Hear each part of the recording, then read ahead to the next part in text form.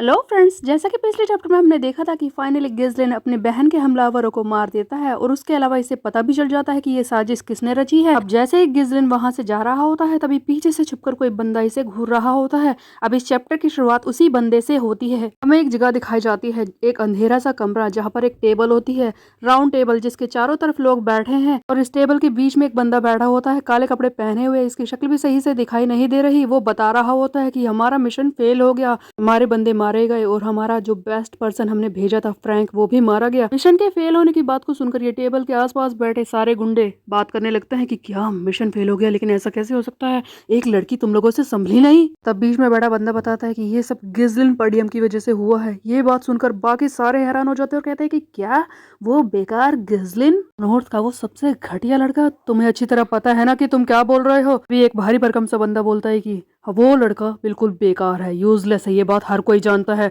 और तुम उसका एक्सक्यूज बना रहे हो कि उसने सबको मार दिया। तब टेबल के बीच में बैठा इनका चमचा बताता है कि उसके बारे में हमें जो कुछ पता है वो सब गलत है। आज मैंने उसे अपनी आंखों से देखा है। तब यहाँ पर गिज़लिन का लड़ने का स्टाइल, उसके माना को यूज करने का स्टाइल और अलग अलग चीजें दिखाई जाती हैं। कई सारी फोटोज दिखाई जाती हैं कि किस तरह से वो लड़ रहा है और किस तरह से अपनी बहन को लेकर वहां से निकला। तब ये बंदा बोलता है कि हमें उसके बारे में जो कुछ पता है वो इन सब चीजों से बहुत ही अलग है। लेकिन जैसा कि मैं आपको बताना चाहता हूँ कि डी गार्ड्स के लोगों को तो हमने पहले ही मार दिया था, इसीलिए लड़ाई शुरू करने में कोई परेशानी नहीं होगी। बस मुझे एक और चांस दे दीजिए। एक और चांस की बात को सुनकर टेबल के आसपास बैठे सारे बंदे बोलने लगते कि क्या कहा, तुझे एक और चांस चाहिए? तेरे बस की इतना भी नहीं हुआ कि एक बच्चे की इन्फॉर्मेशन निकाल सके। उस लड़के के बारे में तो तू पता नहीं लगा पाया। हमारा मिशन, उसे आधा खतरे में डाल दिया तूने और अब तू एक और चांस मांग रहा है। जान से मारो इसे। तभी हमें एक और बंदा दिखाया जाता है जो एक ऊंचे से सिंहासन पर बैठा हुआ होता है, ऊंची जगह पर। वो बोलता है कि इतना शोर क्यों मचा रहे हो, चुप हो जाओ, तो बताओ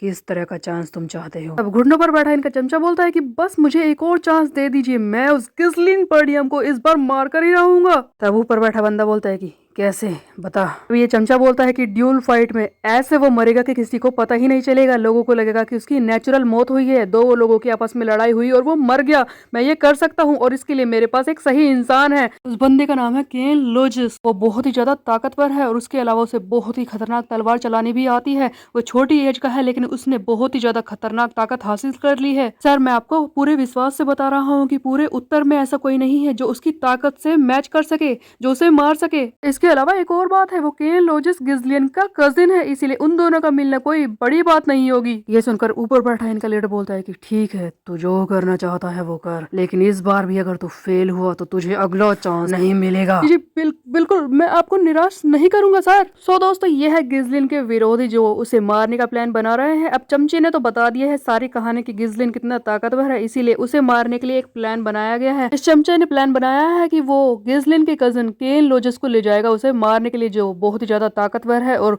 बहुत ही खतरनाक तलवारबाज भी है। अब यहाँ से हमें गिज़लिन को दिखाया जाता है। हमें दिखता है पार्डियम एस्टेट का ट्रेनिंग हॉल जहाँ पर गिज़लिन प्रैक्टिस कर रहा होता है। तभी फर्गस जो कि इसका बॉडीगार्ड है वो आता है और कहता है कि यंग मास्टर आ जाइए, खाने का वक्त। लेकिन जैसे ही ये गिज़लिन को देखता है हैरान हो जाता है। हम देखते हैं कि गिज़लिन अपनी तलवार से प्रैक्टिस कर रहा होता है। आना थ्रेड के सहारे अपनी तलवार को इधर उधर उछाल रहा होता है और उनसे प्रैक्टिस कर रहा होता है। ये देखकर फर्गस हैरान रह जाता है और कहता है कि मुझे माफ कर दीजिए यंग मास्टर, आप ट्रेनिंग में बिजी थे, लेकिन क्या मुझे बता सकते हैं कि आप अभी क्या कर रहे हैं? आपने अभी तलवार को इस तरह से उछाल कर कैसे पकड़ा? तब गिज़लिन इसे बताता है कि ये देख, मेरे हाथ में है माना थ्रेड, मैं माना को एक धागे की तरह इस्तेमाल कर रहा हूँ। तब गिज़लिन यहाँ पर अपने मन में सोच रहा होता है कि जब मेरी पिछली लाइफ थी तो मैं आसानी से माना के इन धागों का इस्तेमाल कर लेता था, लेकिन इस बार ये बहुत ज्यादा मुश्किल हो रहा है क्योंकि मेरे अंदर का माना अभी तक पूरी तरह से जागृत नहीं हुआ है, वो एक्सप्लोर नहीं हुआ है। माना का एक बम की तरह इस्तेमाल करने के लिए मुझे अंदर के माना को भी पूरी तरह से जागृत करना पड़ेगा, लेकिन वो हो नहीं पा रहा। लेकिन अगर ऐसा है कि मैं सिर्फ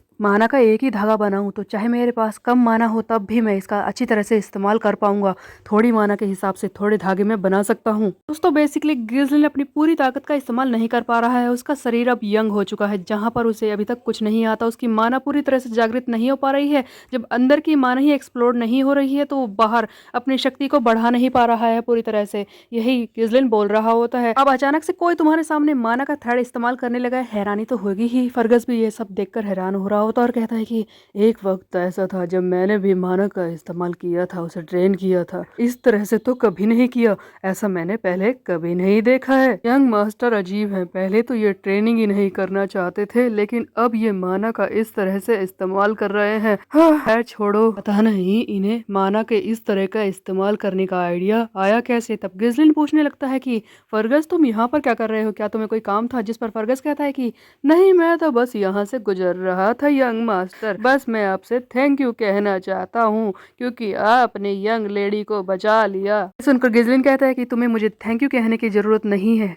फर्गस, क्योंकि ये तो मेरा काम है, मैं उसका भाई हूँ और ये तो मुझे करना ही था। चलो यहाँ से खाना खाते हैं। अब दोस्तों यहाँ से कुछ दिनों बाद का सीन दिखाया जाता है। हमें पता चलता है कि फेस्टिवल को बीच में ही रोक दिया गया क्योंकि यंग लेडी पर यानी कि एलिना पर किसी ने हमला किया था, वो भी उसके गार्ड्स ने, इसीलिए फेस्टिवल को तो बीच में रोकना ही पड़ा। हमें एलिना दिखाई जाती है जो कि बोल रही होती है कि भैया कोई यकीन नहीं कर रहा मेरी बात पर, आप ही बाहर जाकर सबको बताइए कि आपने मुझे बचाया था। जब भी मैं कुछ कहती हूँ हर कोई कहता है कि मैं झूठ बोल रही हूँ। तब गिजलिन कहता है कि कोई फर्क नहीं पड़ता, उन्हें बोलने दो। अभी वहीं पर खड़ी बेलिंडा बोलती है कि मुझे तो पता ही था कि वो दोनों परवर्ट्स हैं, जमैल और फिलिप्स। उन लोगों की हिम्मत कैसे हुई आपको ले जाने की? अब इनकी खुशी को देखकर यहाँ पर गिजलिन सोच रहा होता है कि मैंने अपनी बहन एलिना को बचा लिया, कार्डियम एस्टेट भी सुरक्षित है, कोई लड़ाई नहीं हुई, मैंने सबको रोक लिया, हर कोई खुश है। लेकिन ये ज़्यादा दिन तक चलने वाला नहीं है।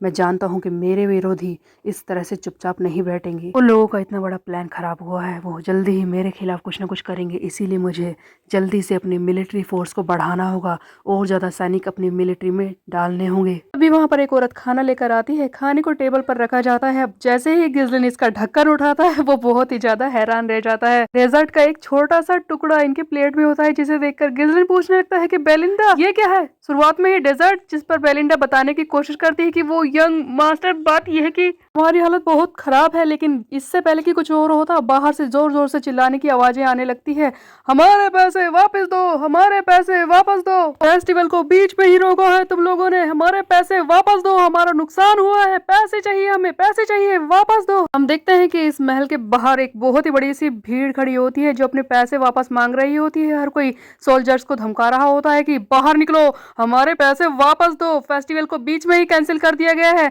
तब गिजलिन ये सारी चीजें खिड़की से देखकर बहुत ही ज्यादा हैरान हो जाता है और पूछता है कि क्या चल रहा है ये सब। इस पर बेलिंदा बताती है कि असली बात ये है यंग मास्टर, हमारे इस एरिया में सारे मर्चेंट, सारे छोटे मोटे व्यापारी हैं जो फेस्टिवल पे जो भी पैसे मिलते हैं, प्रॉफिट होता है, उससे अपनी जिंदगी बसर करते हैं।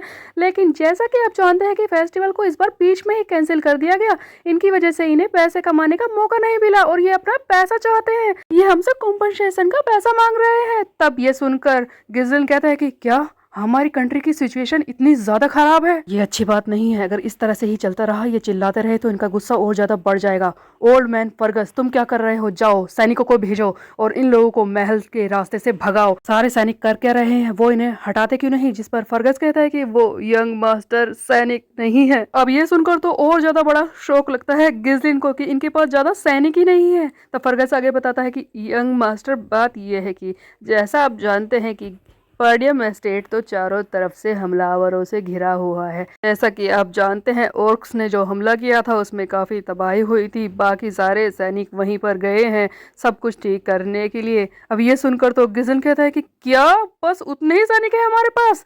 जिस पर फर्गस आगे बताता है कि हाँ यंग मास्टर, हमारे यहाँ पर लड़ाई होती रहती है। देखिए, नॉर्थ की तरफ से बारबेरियंस हमेशा हमला करते रहते हैं और दूसरी तरफ है जंगल, जहाँ से बड़े बड़े दानव मॉन्स्टर आते रहते हैं हमला करने के लिए। देखा जाए तो कार्डियम एस्टेट हर जगह से खतरे से घिरा हुआ है। अब ये सुनकर तो गिजलिन को बहुत ही बड़ा झटका लगता है, जिसके बारे में इसे पहले पता ही नहीं था कि ना तो इनके पास पैसे हैं और ना ही ज्यादा सोल्जर है। तब गिजलिन कहता है कि ये तो बहुत ही बड़ी परेशानी है, अब मैं क्या करूँ? तब ये बेलिंदा को एक कोने में ले जाता है और कहता है कि बेलिंदा मेरी बात को ध्यान से सुनो, मेरे जो पैसे है ना तुम्हारे पास वो दे दो, उन पैसों से मैं बाहर खड़े व्यापारियों के सारे पैसे वापस करके उनका मुंह बंद कर दूंगा, जल्दी से दो। जिस पर बेलिंदा कहती है कि सर आपके पास तो पैसे है ही नहीं। क्या कहा? मेरे पास पैसे नहीं है, लेकिन ऐसा क्यों? जिस पर बेलिंदा बताती है कि देखिए आपने जितने भी पैसे जमा किए थे वो तो आप इस तरह से बहाते हैं जैसे कोई पानी बहा रहा हो, आपने सारे पहले ही खर्च कर दिए हैं। ओह गॉड, ठीक है बेलिंदा, एक काम करो, तुम मुझे थोड़े से पैसे दे दो। सर मेरे पास कोई पैसे नहीं है। तब ये सुनकर तो गिजलिन को पता चलता है कि ये तो भिखारी है। फाइनली गिजलिन को रियलाइज होता है कि इनकी राज्य की हालत कितनी ज्यादा खराब है, ना पैसे है ना सैनिक है, कुछ नहीं है, ये सचमुच एक भिखारी की जिंदगी जी रहा होता है। तब गिसलिन खिड़की के पास बैठ जाता है और सोचने लगता है कि बिना पैसे के तो मैं कुछ नहीं कर सकता, चाहे मुझे भविष्य का सब कुछ पता हो, लेकिन पैसे के बिना मैं क्या कर पाऊंगा? थोड़े पैसे तो चाहिए ही ना, तो सबसे पहले मुझे पैसे कमाने होंगे। गिसलिन पैसों की चिंता में डूबा ही हुआ था। एक और परेशानी इसके सामने आकर खड़ी हो जाती है। हम देखते हैं कि एक सैनिक रिकार्डो चिल्लाते हुए आता है और कहता है कि यंग मास्टर। गिसलिन पूछता है कि क्या हुआ रिकार्डो, क्या आफत आ गई, क्यों चिल्ला रहे हो? जिस पर रिकार्डो बोलता है कि यंग मास्टर, बहुत ही बड़ी परेशानी है, बाहर आकर देखिए, केन आपसे मिलना चाहता है, केन लूजर्स। दोस्तों फाइनली गिसलिन के विरोधियों ने अपना काम कर दिया है, इस केन को भेज दिया है गिसलिन को मारने के लिए। वो चमचे ने कहा था ना कि केन लोजर्स नाम के आदमी को भेजेगा, ये वही है। हम देखते हैं कि जैसे ही गिसलिन बाहर आता है वो अपनी आंखों पर विश्वास नहीं कर पा रहा होता है। एक बंदा इसके कमांडर स्कोवन को बहुत ही बुरी तरह से कूट रहा है। कमांडर स्कोवन तो इतना बुरी तरह से पिट चुका है कि इसकी हालत खराब हो चुकी है। कमांडर जमीन पर लेट जाता है और कहता है कि यंग मास्टर आप। तब गिसलिन को सामने दिखाई देता है एक बड़ा सा भारी भरकम सा बंदा जो इसे मारने के लिए तैयार खड़ा है, जो गिसलिन से हाइट में 2 गुना होगा, जो बहुत ही ज्यादा ताकतवर सा लग रहा होता है। ये गिसलिन के मुंह के सामने आकर खड़ा हो जाता है और कहता है कि ओह तुम आ गए गिसलिन। तो दोस्तों गिसलिन के पास है मुसीबतों का पहाड़, न पैसे है न सोल्जर्स है, उसके अलावा कोई ना कोई इसे मारने के लिए आ ही रहा है। हम देखते हैं कि एक भारी भरकम सा बंदा आ चुका है इसे मारने के लिए, केन लोजर्स, जो इसका कजन भी लगता है। अब क्या गिसलिन करेगा इसका? हाँ मार तो देगा ही, लेकिन आगे आने वाले चैप्टर में। तब तक के लिए मेरे चैनल को सब्सक्राइब कर ले, बेल के आइकन को दे प्रेस। मिलते हैं, बाय बाय दोस्तों।